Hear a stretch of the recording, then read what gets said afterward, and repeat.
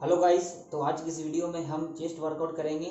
तो चलिए बिना किसी देरी के वीडियो करते हैं स्टार्ट।